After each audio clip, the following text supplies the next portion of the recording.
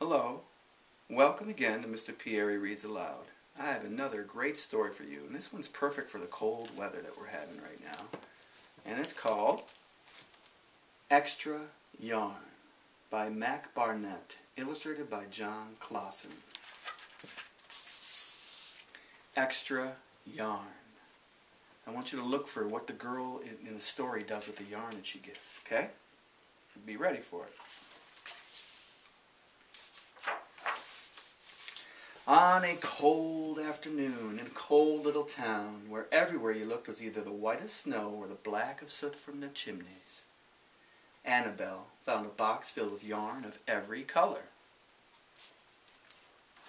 So she went home and knit herself a sweater, and when Annabelle was done, she had some extra yarn.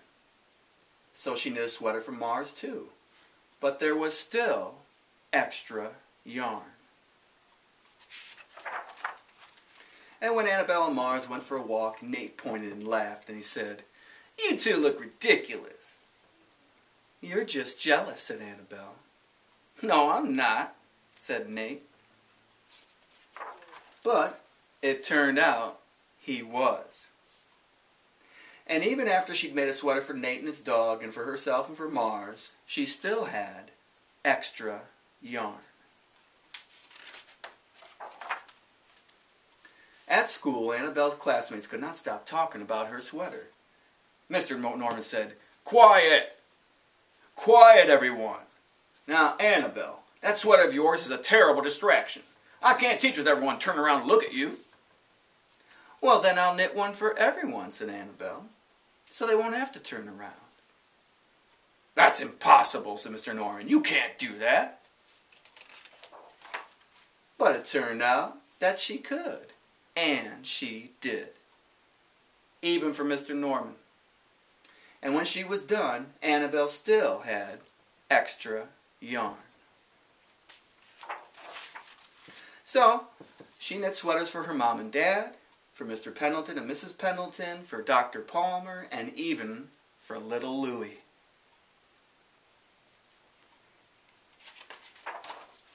She made sweaters for everyone except Mr. Crabtree, who never wore sweaters or even long pants, and who could stand in his shorts with the snow up to his knees.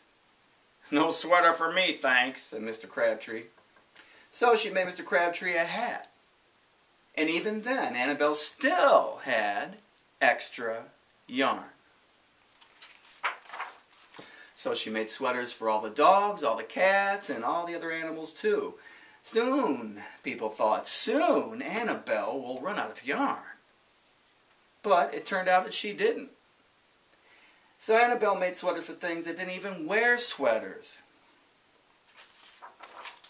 And things began to change in that little town.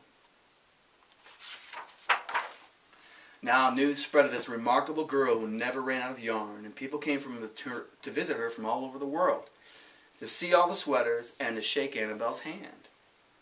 One day an archduke, who was very fond of clothes, sailed across the sea and demanded to see Annabelle.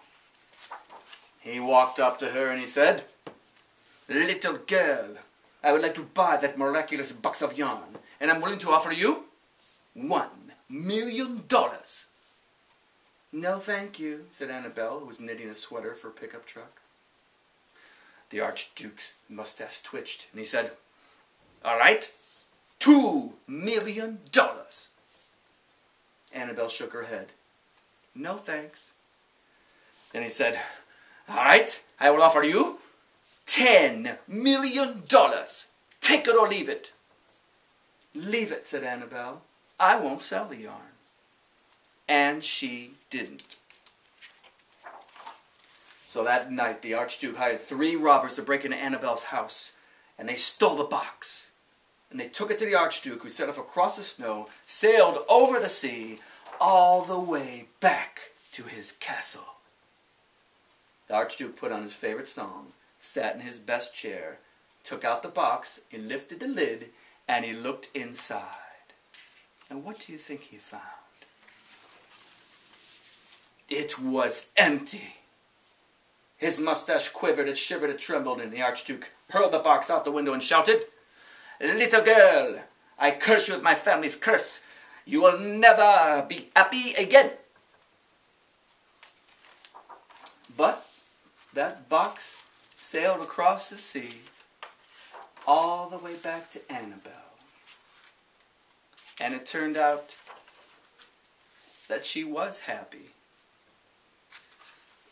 Very happy. The end.